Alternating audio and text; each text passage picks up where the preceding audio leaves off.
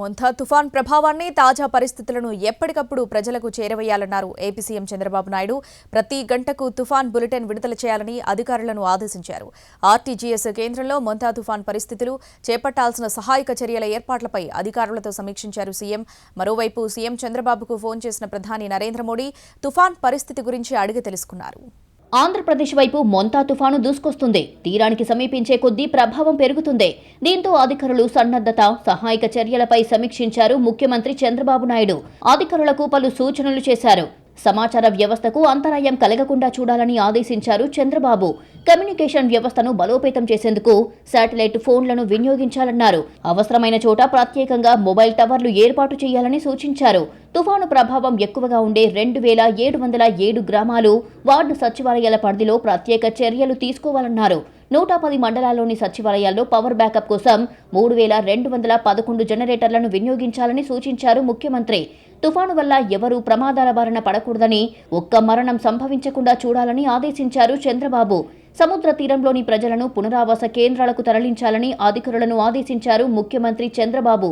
ఒక్కో కుటుంబానికి 25 కేజీల బియ్యం, నిత్యావసరాలు అందించాలన్నారు. కరువును ఎదుర్కొనేందుకు ఎలాంటి ప్రణాళికలు సిద్ధం చేశామో తుఫాన్లను ఎదుర్కొనేందుకు కూడా పక్కా ప్రణాళికలు రూపొందించి అమలు చేయాలన్నారు సీఎం.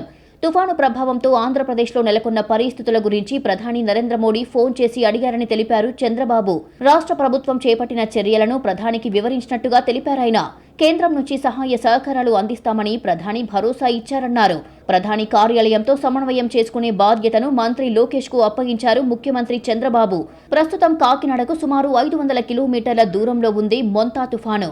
దీని ప్రభావంతో ఇప్పటికే ఉత్తర, దక్షిణ కోస్తాలో వర్షాలు కురుస్తున్నాయి. రేపు కృష్ణా జిల్లాలో అతి భారీ వర్షాలు కురిసే అవకాశం ఉందని ముఖ్యమంత్రికి వివరించారు అధికారులు. విద్యా సంస్థలకు ఇప్పటికే సెలవులు ప్రకటించామని తెలిపారు. సముద్రంలోకి వేటకు వెళ్లిన మత్స్యకారులందరినీ వెనక్కి రప్పించినట్టుగా వివరించారు. గుంటూరు, బాపట్ల, ఎన్టీఆర్, పల్నాడు, పశ్చిమ గోదావరి జిల్లాల్లో భారీ వర్షాలు పడొచ్చన్నారు. రేపు రాత్రికి తుఫాను తీరం దాటే అవకాశం ఉందన్నారు అధికారులు. కాగా ఎన్డీఆర్ఎఫ్, ఎస్డీఆర్ఎఫ్ ను అందుబాటులో ఉంచాలన్నారు సీఎం చంద్రబాబు. ఫైర్ సర్వీసెస్ సిబ్బంది అప్రమత్తంగా ఉండాలన్నారు. పంచాయతీరాజ్, ఇంజనీరింగ్ టీం, రహదారులు, భవనాల శాఖ, విద్యుత్ శాఖ పూర్తి అప్రమత్తంగా వ్యవహరించాలని ఆదేశించారు. రహదారులు దెబ్బతిన్నా, అలాగే విద్యుత్ స్తంభాలు కూలితే వెంటనే పునరుద్ధరించేలా మెటీరియల్, మిషనరీ సిద్ధంగా ఉంచుకోవాలన్నారు. కంట్రోల్ రూమ్లు ఏర్పాటు చేయాలని స్పష్టం చేశారు. తుఫాను అనంతరం అంటువ్యాధులు సోకకుండా పారిశుద్ధ్యంపై ప్రత్యేకంగా దృష్టి పెట్టాలన్నారు సీఎం.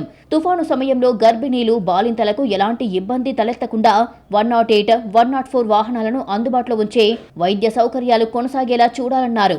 మొత్తానికి తుఫాను సహాయ కార్యక్రమాల్లో ఎటువంటి లోటుపాట్లకు అవకాశం లేకుండా చూడాలని అధికారులను ఆదేశించారు ముఖ్యమంత్రి చంద్రబాబు నాయుడు. అధికారులు, ఉద్యోగులు అలసత్వం వహిస్తే కఠిన చర్యలు తప్పవన్నారాయన.